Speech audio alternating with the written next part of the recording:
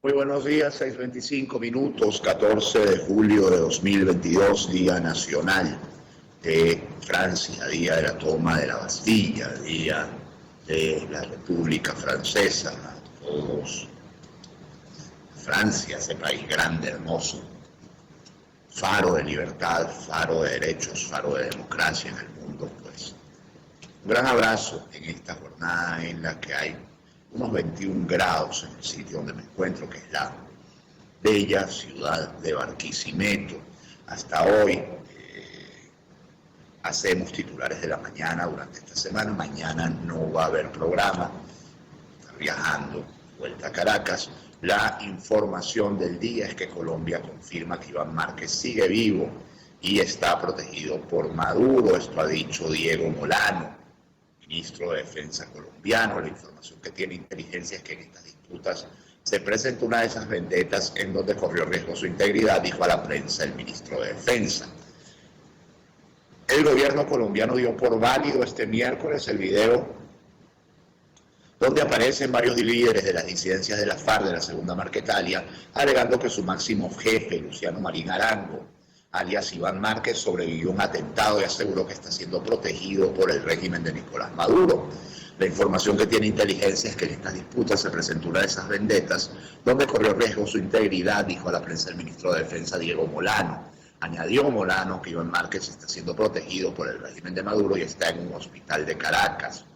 Sin embargo, según los disidentes que aparecían en el video en una zona selvática y rodeados de una veintena de hombres armados con fusiles, Iván Márquez salió ileso y solo sufrió ese día afectaciones y ahora ya estaba gozando de buena salud. De acuerdo con las declaraciones de Molano, en el video se evidencia que hay segundos y terceros cabecillas de la Segunda Marquetalia, entre ellos el hijo de uno de los históricos líderes de la FARC, Manuel Marulanda, alias Tiro Fijo, a quien la prensa colombiana había identificado como Alberto Cruz Lobo, alias Enrique Marulanda. Iván Márquez fue jefe negociador de las FARC en los diálogos con el gobierno en La Habana, que condujeron a la firma del acuerdo de paz con esa guerrilla el 24 de noviembre de 2016. Sin embargo, en agosto de 2019, Márquez abandonó el acuerdo de paz y junto con otros mandos de la antigua guerrilla retomó las armas, alegando que el gobierno colombiano no estaba cumpliendo con lo pactado. Otra información, esta sí positiva que viene desde Colombia, o esta positiva que viene desde Colombia, nos cuenta que LATAM Colombia consiguió el permiso para operar vuelos hacia Venezuela. La Aeronáutica Civil Colombiana fue la encargada de conceder el permiso a la aerolínea, que por primera vez volará en la ruta Bogotá-Caracas con frecuencia de 7 vuelos semanales. Es decir, habrá que esperar que Venezuela dé los permisos, pero por lo pronto comienza a abrirse el mercado aéreo entre Venezuela y Colombia. La aerolínea LATAM Colombia anunció este miércoles que comenzará a operar vuelos hacia Venezuela una vez que el gobierno de este país abra la conexión aérea que ha estado cerrada desde 2020 por la pandemia del coronavirus. La Aeronáutica Civil Colombiana fue la encargada de conceder el permiso a la aerolínea que por primera vez volará a Venezuela en la ruta Bogotá-Caracas con frecuencia de 7 vuelos semanales. LATAM Colombia no solo transportará pasajeros, según el medio La República, la aprobación del Aerocivil es para operar también vuelos de correo y carga. De esta forma, la compañía se sumaría a otras aerolíneas colombianas con permisos de la autoridad civil para volar hacia Venezuela, como Avianca y Wingo, que buscarán atender un mercado con 2 millones de venezolanos viviendo en Colombia. Avianca y Wingo conservan permiso para volar a Venezuela, pues antes de la pandemia ambas aerolíneas operaban en el país en la ruta Colombia-Bogotá-Caracas, Caracas-Bogotá-Caracas, con varias frecuencias semanales. Sin embargo, tanto LATAM Colombia como Avianca y Wingo deberán esperar a que el Instituto Nacional de Aeronáutica Civil conceda el permiso de vuelta para retomar con éxito los vuelos a Venezuela. Asimismo, se espera que las compañías colombianas extiendan sus rutas a otros estados del país. Y hablando de vuelos, Chile aseguró que los vuelos de Conviasa fueron suspendidos por presión diplomática de Estados Unidos. El gobierno de Chile confirmó este miércoles que Estados Unidos mantiene una presión diplomática por el caso de los vuelos de la aerolínea estatal venezolana Conviasa con aviones vinculados a la empresa iraní Mahan Air. ¿Por qué se suspenden los viajes? Se suspenden los viajes porque evidentemente hay una presión diplomática de Estados Unidos, reveló el subsecretario del Interior Manuel Zacarías Monsalve durante una interpelación ante las comisiones de Seguridad Ciudadana y Defensa Nacional en una sesión conjunta del Congreso. Conviasa anunció la semana pasada la cancelación de 4 vuelos que estaban programados a Santiago de Chile en el mes de julio y 12 vuelos programados a Buenos Aires entre julio y septiembre, argumentando que las autoridades aeronáuticas de sus países se negaron a brindarle servicios y suministrarle combustible. El Congreso de Chile ha iniciado una investigación por los vuelos de Conviasa con el avión Airbus 340-642, matrícula YB3533, que pertenecía a la empresa iraní Mahan Air, que está sancionada por Estados Unidos por transportar armas, recursos, personal y equipos de organizaciones terroristas como Hezbollah y las fuerzas Quds.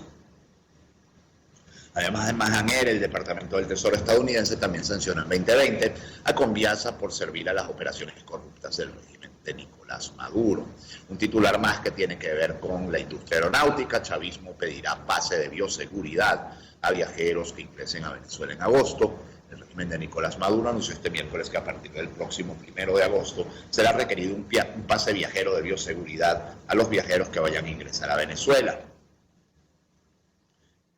Aseguró que ese pase, denominado BioCheck, tiene el objetivo de reforzar los protocolos de bioseguridad ante el COVID-19 en nuestro país. Para obtener el pase, los usuarios deberán entrar al portal https://biocheck.inac.gov.be y completar los datos que allí les soliciten.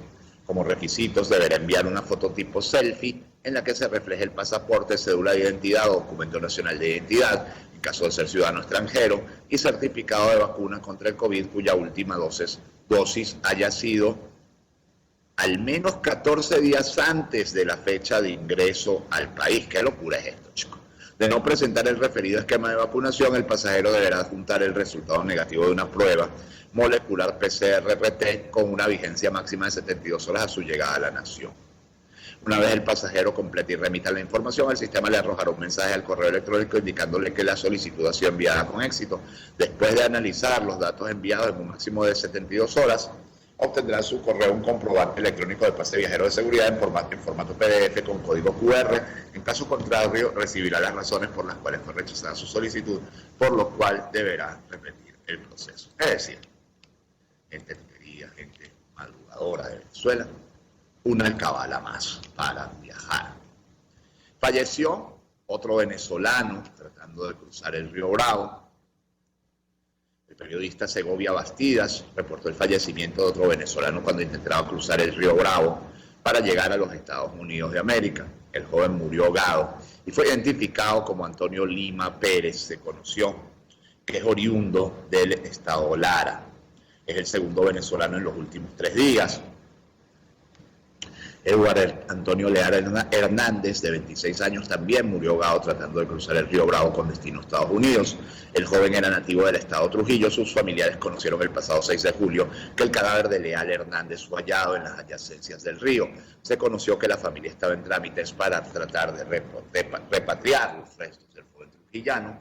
El venezolano deja una hija de 1 año y 7 meses, la cual tuvo con su esposa Yaimar Oviedo, de 20 años, oriunda de Mérida, en Venezuela. La finalidad de Leal Hernández era llegar a Estados Unidos, pero no tenía nada seguro, solo que su hermana lo recibiría, reseñó su esposa. Reino Unido evaluará si los nombramientos de Juan Guaidó son lícitos. Los abogados del bando de Maduro argumentaron este 13 de julio que aunque el gobierno del Reino Unido reconozca al opositor como líder de Venezuela, la justicia británica debe respetar la independencia del Poder Judicial venezolano y no cuestionar sus decisiones. El Tribunal Superior de Londres empezó este miércoles 13 de julio a evaluar si son lícitos los nombramientos del líder opositor Juan Guaidó a su junta ad hoc del Banco Central de Venezuela, ya que esto determinará si tiene autoridad para acceder al oro depositado en el Banco de Inglaterra. La jueza Sarah Cockerill, de la División Comercial del Superior, escuchó los argumentos de la Junta del BCB, designada por el gobernante venezolano Nicolás Maduro, representada por el abogado Richard Lissac, y los de la paralela de Guaidó, cuyo equipo legal encabeza Andrew Fulton. Al término de un juicio de 4 días, la magistrada dictaminará en una fecha por determinar cuál de las 2 juntas está legitimada para gestionar las reservas del metal precioso en jurisdicción inglesa, valoradas en unos 1.600 millones de euros.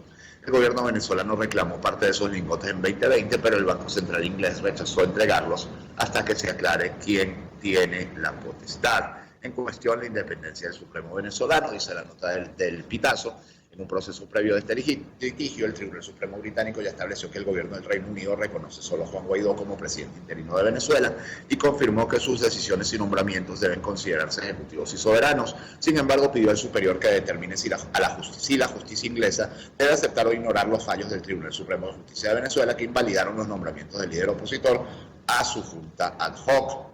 Si la jueza Cockerill juzga en base a los alegatos de las partes que las sentencias anulatorias del TCJ deben ser acatadas en Inglaterra, sería la Junta de Maduro la que accedería al oro. De lo contrario, sería la de Guaidó. Los abogados del bando de Maduro argumentaron este 13 de julio que aunque el gobierno del Reino Unido reconozca al opositor como líder de Venezuela, la justicia británica debe respetar la independencia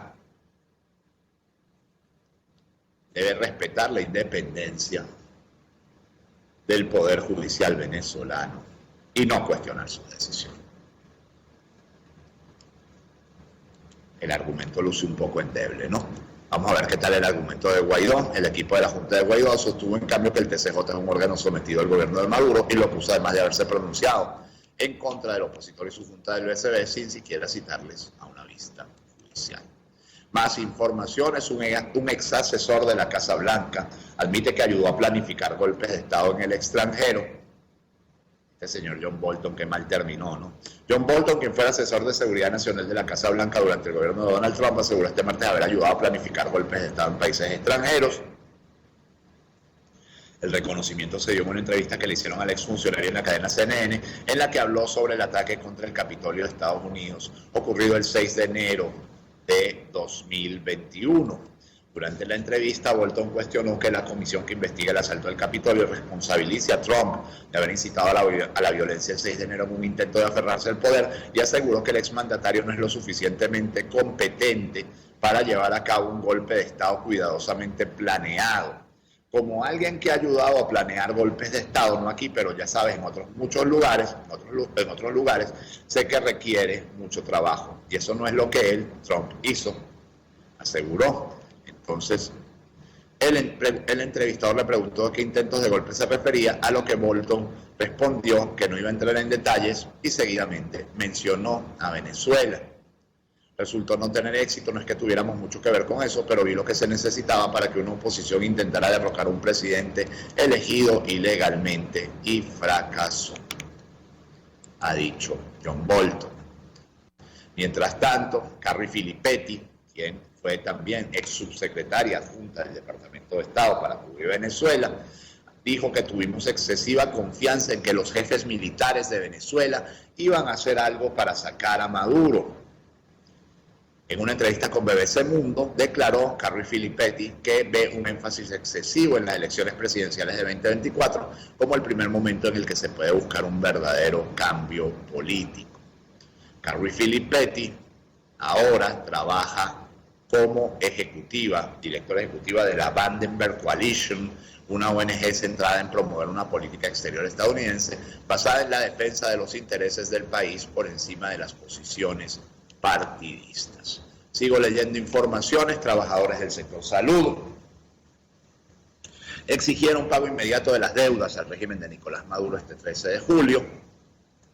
Informaciones de La Patilla. Un grupo de trabajadores del sector salud se concentraron este miércoles 13 de julio en el hospital universitario para exigir el pago inmediato de las deudas que tiene el régimen de Maduro con el gremio, así como también el cese de la persecución.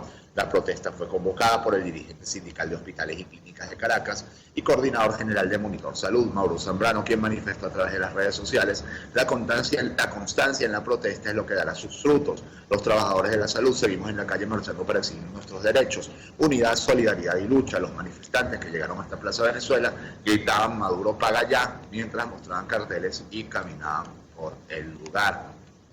Curiosamente, la protesta ha pasado del Maduro vete ya, el Maduro paga ya, ¿no? Signo de los tiempos también que vivimos. Esposa del activista detenido Gabriel Blanco dice que defender derechos no es un delito. Al cumplirse 8 días tras la detención del trabajador humanitario, Dianet Blanco recalca la inocencia de su esposo, la arbitrariedad en el procedimiento en su contra y el contexto de criminalización de la labor de activistas y trabajadores humanitarios, así como sindicalistas, una situación que de nuevo le toca vivir de cerca. El trabajador humanitario y activista detenido, sindicalista detenido, Gabriel Blanco, cumple 45 años este miércoles 13 de julio. Su esposa, Dianet Blanco, una docente y expresa política, quien fue torturada en el helicoide tras su detención en el 2007. En el 2017 recuerda los preparativos que hasta hace una semana comentó con su esposo, planes truncados de forma abrupta la madrugada del 7 de julio, cuando miembros de la DGCIM y la Policía Nacional Bolivariana acudieron a su residencia en el suroeste de Caracas para llevarlo detenido por una investigación en su contra. Al cumplirse 8 días tras la detención del trabajador humanitario, Dianet Blanco recalca la inocencia de su esposo, la arbitrariedad en el procedimiento en su contra y el contexto de criminalización de la labor de activistas y trabajadores humanitarios, así como de sindicalistas, una situación que de nuevo le toca vivir de cerca. Sus abogados están trabajando para que en estos 45 días se demuestre su inocencia. Hasta ahora, luego de la presentación, se manejan los cargos de presunta conspiración y presunta asociación para delinquir. Sin embargo, la Fiscalía no presentó prueba alguna, explicó el Pitazo, la también activista humanitaria. Se trata de una detención injusta, sin pruebas, porque para hacer un proceso de investigación no es necesario detener a una persona y a Gabriel se lo llevan en unas condiciones que no son las correctas. Pese a que el 7 de julio a la 1:45 de la mañana apareció la orden de detención de forma abrupta, puntualizó Blanco. La educadora, quien pasó 1 año y 12 días presa en el helicoide, sede del Servicio Bolivariano de Inteligencia Nacional, luego de su detención en el contexto de las protestas antigubernamentales de mayo de 2017, resalta el perfil de Gabriel Blanco como si a Gabriel le vienen haciendo un seguimiento y una investigación, van a ver que dio talleres a los funcionarios de la PNB y adolescentes, lo van a ver entregando kits humanitarios, participando en foros dirigidos a trabajadores de la Fiscalía para que mejoren las condiciones, las rutas de atención. Ese es su trabajo. Gabriel no ha cometido ningún delito. Defender los derechos no es delito.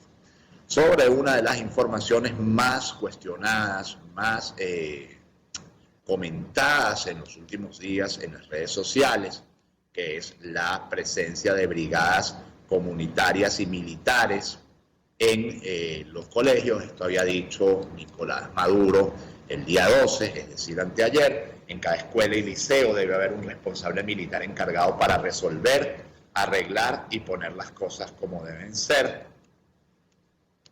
No cabe ninguna duda, me perdonan, no cabe ninguna duda de que esto es así. Por eso es que Venezuela está tan bonita, porque han puesto militares en todos lados, todo está ya, casi todo está como debe ser. Faltan los colegios. Pero ahora resulta que las bricomiles también van a llegar a los colegios privados. Más de 30.000 brigadas se han creado entre el sector de educación y de salud. Aquí vamos por colegios privados, aquí también vamos por colegios privados para apoyarlo en su recuperación integral, infraestructura en un solo trabajo en educación para los niños, niñas y jóvenes de Venezuela. Tenemos que poner todas las escuelas, liceos, universidades y colegios en las mejores condiciones funcionales. Orientó. Puede estar de acuerdo con esa frase, lo que quizá no está tan seguro es que sean las brigadas comunitarias y militares la respuesta a este tema. Urgen políticas públicas para rescatar la educación en Venezuela. Mientras tanto, recomienda SECODAP para el nuevo año escolar 22-23 desde el Centro Comunitario de Aprendizaje. Estiman y recomiendan que el Gobierno Nacional debe crear políticas públicas enfocadas en la recuperación de la educación, donde incluya bienestar para los estudiantes. El gremio de Lara reclama que se debe realizar un diagnóstico de la situación actual de la educación para atacar los problemas. Se deben tener políticas públicas con acciones definidas, es lo que dice SECODAP a través de su último informe, en donde detallan que se debe tomar en cuenta que tanto la escuela como el liceo son espacios de formación y protección, por lo que el Gobierno Nacional debe garantizar su buen desarrollo. Sin embargo, la realidad es otra, pues actualmente en Lara, porque la nota se hace en Lara, según el gremio docente, hasta 90% de las instituciones educativas públicas están por el piso. Habitantes del barrio San Luis, Zulia, tienen 1 década sin recibir agua por tuberías. A lo mejor también a ellos hay que mandarles bricomiles, ¿no? Irónicamente, el barrio San Luis colinda con las orillas del lago de Maracaibo. Este populoso sector de pescadores no recibe agua por tuberías desde hace más de 1 década y se han declarado en emergencia humanitaria. Por ser una zona donde la mayor fuente de empleo la genera la pesca, lógicamente el alimento que más comen es el pescado, dice María Huerta, 68 años viviendo en la zona, Dijo que con la entrada de la vejez a su vida llegó la calamidad en los servicios primordiales, no hay agua potable para ingerir, tampoco tienen para el aseo personal y menos para los quehaceres del hogar. Huerta dijo que tristemente deben lavar la ropa, los platos y limpiar la casa con el agua del lago, no apta para el consumo humano. Varios sectores del norte de Anzoátegui acumulan más de 24 horas sin luz, Bricomiles para Corpoelec. Varios sectores de la zona norte del estado de Anzoátegui acumulan más de 24 horas sin luz, luego de que el servicio resultara gravemente afectado a raíz de las fuertes lluvias y vientos huracanados que se registraron la tarde del pasado martes 12 de julio. Vale destacar que el fenómeno que sorprendió a la población anzoatiguense dejó como principal perjudicado al municipio Guanta, pues aunado al tema eléctrico, más de 100 familias sufrieron daños totales o parciales en sus viviendas, según reportes de Protección Civil PC. Otra información relativa al mismo tema nos dice que vientos tumban árboles, postes y vallas publicitarias en Lechería. El alcalde de Lechería, Manuel Ferreira, reportó la suspensión del servicio eléctrico en distintas comunidades tras la caída de árboles. Usuarios de Twitter reportan que también hay afectaciones en Puerto La Cruz. Las lluvias en Lara causaron cierres de vías, 18 árboles caídos y viviendas inundadas. Luis Mujica, director de Protección Civil Lara, dijo que recibieron reportes de 18 árboles caídos entre las ciudades de Barquisimeto y Cabudare. Al menos 4 municipios también fueron afectados por los fuertes vientos del 12 de julio, con cierre de vías y viviendas inundadas. También indicó que hubo 2 viviendas que quedaron sin techo, además de los que se levantaron en el Centro Comercial Metrópolis y la farmacia Red Vital, ambos ubicados en el oeste de Barquisimeto. Escuela para niños especiales en Falcón, reparada por los representantes, quedó hecha añicos por delincuentes. A través de los representantes del Instituto de Educación Especial Falcón se conoció que la institución, que es piloto y está ubicada en Coro, capital del estado, no tiene servicio eléctrico en todas las áreas debido a los constantes hurtos que enfrentaron durante la pandemia por COVID-19. En la institución se atienden más de 100 niños que son atendidos hasta las 11 a.m., ya que el calor les genera más estrés. La institución estaba siendo rescatada por los mismos docentes con apoyo de los representantes, ya tenían material didáctico, habían puesto energía eléctrica gracias a una donación de cableado, también habían recuperado varias áreas, pero inició la pandemia y la escuela fue refugio de los venezolanos emigrantes que regresaban a Coro. Cuando la institución fue devuelta, se habían robado puertas y ventanas, cerraduras, tuberías de aguas blancas y tanques de almacenaje, así como los bombillos y las piezas de baño. La escuela está prácticamente inoperativa y los representantes son los que han buscado soluciones. Peligro en el oriente de Venezuela con alias El Zorrito, considerado como el Coqui de Anzoátegui.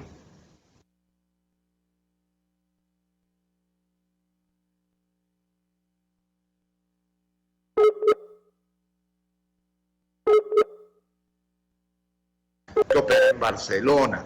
Se conoció de forma extraoficial que presuntamente a través de un audio Esteves exhortó a todos los funcionarios que residen en el sector del Viñedo de Barcelona a abandonar sus casas. De no acatar la sugerencia, sus vidas correrían peligro. Al parecer el Ampón otorgó una tregua de 24 horas para que los oficiales se muevan de la zona. Su nivel de peligrosidad hizo notar a la banda luego de un intento de toma del módulo de Pollo Anzoátegui en el populoso sector del Viñedo, que dejó un policía muerto y otro herido de gravedad. Los monstruitos, ¿cómo era que los llamaba Chávez? Los buenandros, ¿no? Estos son los buenandros, que, bueno, el sueño de la razón produce monstruos, decía, creo que era Calderón de la Barca, ¿no? Cuando tú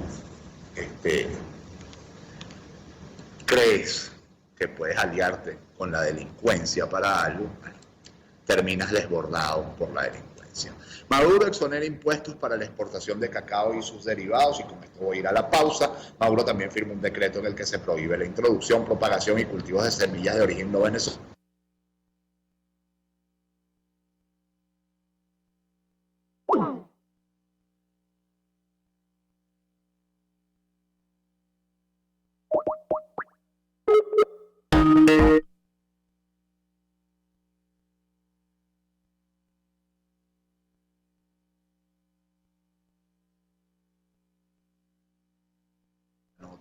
De que Maduro exonera impuestos para la exportación de cacao y sus derivados. Déjenme compartir la pantalla para que ustedes lo vean, ya está listo. Maduro también firmó un decreto en el que se prohíbe la introducción, propagación y cultivos de semillas de origen no venezolano, a su juicio para proteger la genética criolla. anuncia una guerra sin cuartel contra las mafias que se dedican a cobrar tasas ilegales a los productores y empresarios honestos para importar o exportar productos. Y pido a los productores y empresarios que me apoyen, que den nombres y apellidos a través de la VENAP, línea 58, para tramitar las denuncias de esas mafias apátridas que pretenden sabotear la producción agrícola de Venezuela. Maduro pidió a Delcy Rodríguez, vicepresidenta de su gabinete de gobierno, que le faciliten a los productores de cacao en todo lo relacionado con puertos y aeropuertos del país la movilidad de sus productos, tanto a nivel nacional como internacional. Y esto tiene que ver con la feria Expo Cacao 2022, que hasta el domingo está en los espacios del Parque Francisco de Miranda. Bueno, el Parque Nuevo, no sé si se llama igual que el Parque del Este, el que está cruzando la pasarela. Por cierto, mucha pasarela para tan poco parque. 6:51 minutos, titulares de la mañana. RCR 750M, volveremos a hacer 750M cuando vuelva la democracia a Venezuela. Jaime Nestares en la dirección de la estación, Néstor Tobar en los controles, quien les habla, Pedro Barzotero. Hacemos este programa que llega a ustedes como cortesía de Equimédica, alquiler de equipos médicos, y del consultorio veterinario del doctor Alfredo Cova. Y justamente vamos con un momento de publicidad. Quiero hablarles de Equimédica, alquiler de equipos médicos, porque tiene todo lo que se necesita para la atención de pacientes hospitalizados en el hogar: camas clínicas, concentradores de oxígeno, aspiradores de flemas, todo lo que necesite su paciente lo consigue usted en Equimédica Alquiler, en alquiler con entrega en toda Caracas y muy pocos requisitos. Pero si usted necesita comprar esos equipos, por supuesto, también se los vendemos. 0412-806-2591, 0412-806-2591, o Equimédica Piso Bajo Alquiler en Instagram, porque en Equimédica tenemos todo lo que se necesita para la atención del paciente hospitalizado en el hogar. Hablamos también del consultorio veterinario del doctor Alfredo Cova, más de 30 años atendiendo animales, más de 30 años de experiencia atendiendo animales, servicio de odontología veterinaria, servicio de cirugías electivas, atención nutricional, también laboratorio clínico, veterinario, y para los consentidos de la casa, los peluditos, la peluquería canina. 0212-661-1546, 0414-127-7947, consultorio veterinario del doctor Alfredo Cobo, avenida Arturo Michelén, entre calles Manuel Díaz y Damaso Villalba, garantía integral para el bienestar de su mascota. Información de última hora de la guerra de Ucrania: al menos 8 personas murieron por un ataque de misiles ruso en la ciudad de Vinnytsia. Esto es de la oficina del presidente. 8 personas fueron asesinadas por un misil ruso en la ciudad ucraniana central de Vinnytsia el jueves, dijo la oficina del presidente Volodymyr Zelensky. En medio de la guerra, además, impulsan la aprobación del matrimonio igualitario en Ucrania. La guerra por la invasión rusa no es un obstáculo para impulsar el avance en el reconocimiento de los derechos humanos de las personas LGBTIQ+. En Ucrania, sí lo creen los activistas que han promovido una petición para que se legalice el matrimonio entre personas del mismo sexo. La petición ya tiene más de 28.000 firmas, lo suficiente para que el presidente Volodymyr Zelensky tenga que considerar la propuesta en un plazo de 10 días. El régimen de Daniel Ortega canceló otras 100 ONGs. A este paso, muy pronto Nicaragua no tendrá ONGs, con 75 votos a favor, 16 abstenciones y 0 en contra. La Asamblea Nacional de Nicaragua inhabilitó otras 100 ONGs por violar la Ley General de Regulación y Control de Organismos sin fines de lucro, la Ley contra el lavado de activos, el financiamiento del terrorismo, el financiamiento de la proliferación de armas de destrucción masiva y la Ley de agentes extranjeros. O sea, ¿qué se les parece? A mí se me parece bastante unas realidades como de por aquí, como de por esta zona, ¿no? En Brasil, y esta fue también quizá la información más leída ayer en redes sociales, un anestesiólogo violó a una mujer durante una cesárea. Los hechos ocurrieron en la madrugada de este lunes, 13 de julio, en el Hospital de la Mujer Eloneida Studart, localizado en el municipio de São João de Mertiti, en la zona metropolitana de Río de Janeiro. El arresto se dio luego de que las autoridades vieran un video filmado por miembros del equipo médico que muestra al galeno bajándose la cremallera e introduciendo su miembro dentro de la boca de la paciente a la que minutos antes había dopado para la intervención. Horroroso, horroroso lo de este tipo. ¿Por qué decirle médico? Habrá estudiado medicina, pero médico no era. En Nueva Esparta rescatan una embarcación con 21 personas en Cubagua. El Comando de Vigilancia Costero fue el encargado de abordar la situación. En la embarcación se encontraban 8 menores de edad y el resto eran adultos. Se pudo conocer que la razón por la que la barca se quedó a la deriva fue una falla mecánica. Y para cerrar, Hidrocapital culminó labores de mantenimiento del sistema TUI 3. Una vez ejecutadas las reparaciones, se logró recuperar la distribución de 500 litros de agua por segundo. Es decir, luego de 48 horas continuas, a partir de hoy, todos los caraqueños, por lo menos esa es la promesa básica de Hidrocapital, comenzarán a tener servicio de agua constante. 6:56 minutos, que este día 14 de julio sea todo lo que ustedes esperan de él. Les reitero, mañana no hay programa, así que si Dios quiere, nos volvemos a encontrar el lunes. Cuídense y feliz fin de semana. Chao. Informe RCR presentó Titulares de la Mañana con Pedro García Otero.